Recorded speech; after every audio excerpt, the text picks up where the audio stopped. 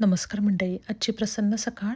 बाहेर आलं की छान अशी फुलं उमललेली आहेत. सकाळी-सकाळी अंगणात येऊन ही सगळी फुलं बघताना खूप छान वाटतं, प्रसन्न वाटतं. ही सगळी जी गुलाबाची रोपं आहेत 3 वर्ष आधीच मी लावलेली आहेत. थंडीमध्ये ही रोपं जातात, परंतु वसंत ऋतूमध्ये याला पालवी फुटायला सुरुवात होते आणि या सीझनमध्ये खूप छान गुलाबाची फुलं उमलतात.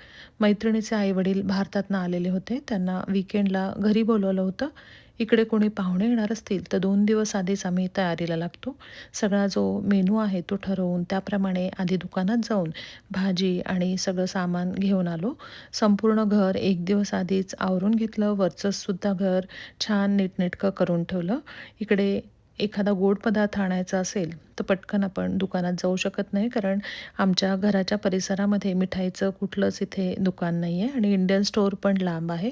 त्यामुळे पाहुणे येणार असतील तर आम्ही शक्यतो घरीच गोड पदार्थ बनवत असतो. आज आम्रखंड बनवायचा असा आम्ही प्लॅन केलेला होता, कारण आता आंब्याचा सीझन आहे. मिस्टरांनी चक्का आधीच बांधून ठेवला होता. सकाळी त्यांनी आम्रखंड तयार केलं आणि वरून काजू बदाम पेरले आणि आम्रखंड तयार करून फ्रीजमध्ये ते ठेवलं. दुपारून मी साधारण 3-3:30 वाजता स्वयंपाकाला लागले, कारण पाहुणे 6:30-7 वाजता येणार होते. आम्ही एकूण 15 जण होतो.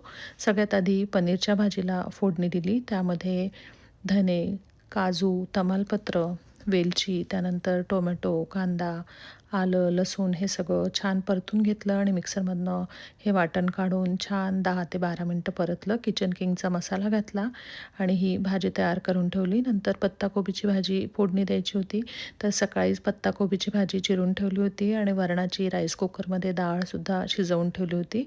टोमॅटो आणि शेवग्याच्या शेंगा घालून वरणाला फोडणी दिली. त्यामध्ये ओलं खोबरं, कढीपत्ता, कोथिंबीर, आलं हे सगळं घातलं आणि वरण करून ठेवलं. वरून गूळ आणि आमसूल त्यामध्ये घातलं. त्यानंतर पत्ताकोबीची भाजी करायची. याच्यासाठी मुगाची डाळ भिजवून ठेवली होती. मटार, हिरवी मिरची, मुगाची डाळ हे सगळं घालून पत्ताकोबीच्या भाजीला फोडणी दिली. एकीकडे पोळ्या केल्या, खजुराची चटणी, पुदिन्याची चटणी, कैरीचं लोणचं, त्यानंतर बटाटवडे आणि काकडीसुद्धा चिरून ठेवली. त्याचं सॅलड तयार केलं. अशा प्रकारे छान सगळा स्वयंपाक तयार करून ठेवला. राधिकाने टोमॅटो बटाट्याची रस्साभाजी तयार करून आणली आणि मैत्रिणीने कलाकंद तयार करून आणला होता. सगळी तयारी करून ठेवली.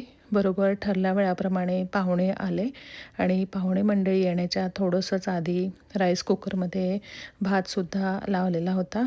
सगळे आल्यानंतर आम्ही सगळ्यांनी गप्पा गोष्टी केल्या. नंतर सगळ्यांनी जेवणं केली आणि आईने त्यांना गाणी म्हणून दाखवली. अशा प्रकारे आम्ही दिवस घालवला. धन्यवाद.